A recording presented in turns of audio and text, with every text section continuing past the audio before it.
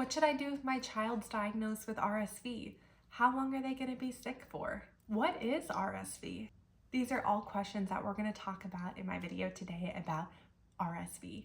If you're new here, my name is Dr. E. I'm a board certified pediatrician. I'm also a mom and a wife.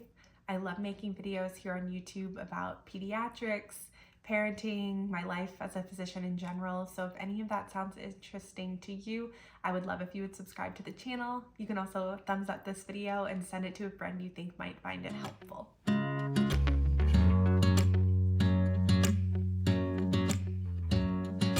So RSV stands for respiratory syncytial virus. So it's a type of virus, which is really important to know because it really is important on how we treat it. So a lot of times, and especially after the last few years with some other viruses going around, people are a little bit more familiar with viruses. And I think the understanding that different antibiotics that we have do not treat viruses. RSV is not a bacteria. It's not an infection that we can use an antibiotic to help. And it kind of complicates the way that we treat RSV because we don't have a great treatment for it. A lot of times with an ear infection, we are worried about a bacteria, so we can give an antibiotic, and that's not the case with RSV. So RSV is a virus, and it tends to be a virus that affects children, especially children less than 1, in a way that can change their breathing patterns and also cause them respiratory distress.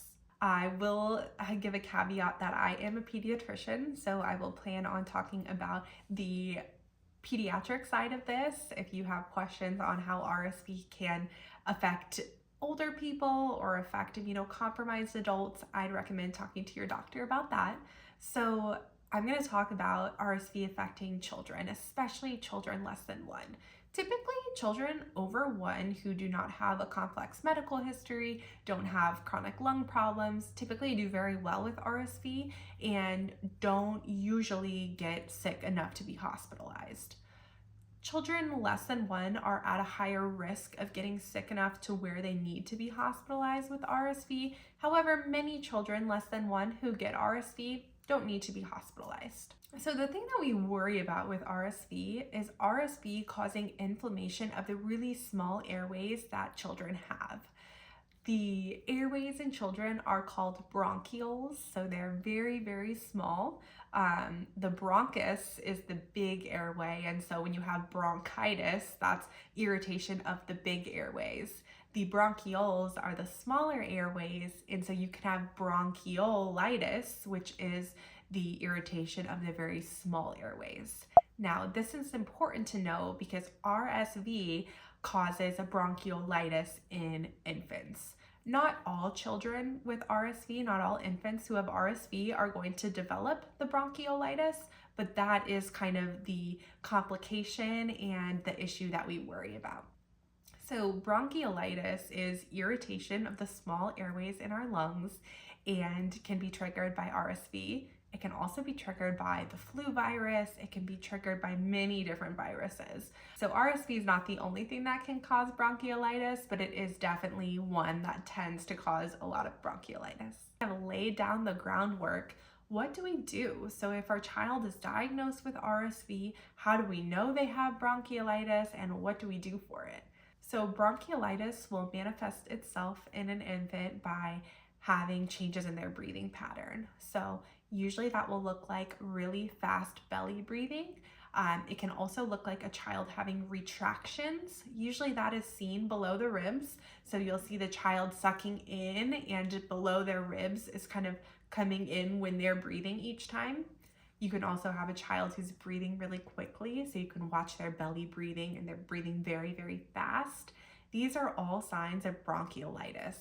You can also get nasal flaring, so their noses can flare when they're breathing. They can have suprasternal, which is right above our sternum right here, tugging, which means that the kind of skin right above here is tugging in when they're breathing and they're really using a lot of energy to breathe. That's kind of the complication that we worry about with bronchiolitis is kids are using all of this extra energy to breathe really fast. They're using all of these muscles to help them breathe, and we're worried that they're going to tucker out. That's the ultimate problem with RSV that we worry about and why we have to watch kids so closely. We talked about bronchiolitis, but you may be wondering, who's most at risk for developing bronchiolitis? How do I know if my child's going to develop bronchiolitis? So typically children who were born premature, children with heart problems or lung problems, children with a big family history of asthma, if all of their siblings have asthma or their parents have asthma, these are all indicators that children might get bronchiolitis when they get RSV. Usually the time frame of RSV is 7 to 10 days of illness. What's really important to note about RSV is typically symptoms get the most severe between days 3 to 5.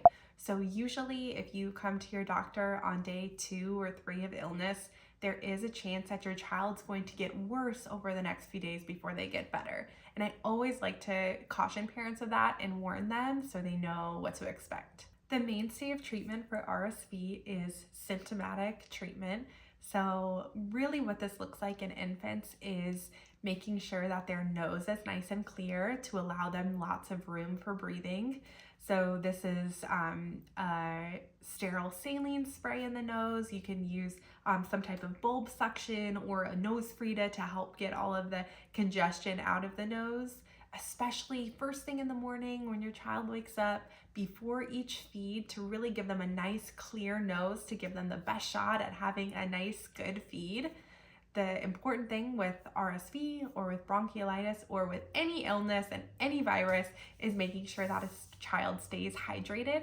So we want to kind of clear out their nose in order for them to take a nice feed to keep themselves hydrated. You can also do a cool mist humidifier in your child's room. You can turn the shower on hot and let the steam up into the shower and just hold your child in the bathroom with all that steam. That can really help loosen the congestion if you don't have a humidifier. Like I said earlier, there's no antibiotics or medication that can help with RSV. However, there has recently been a vaccine developed against RSV.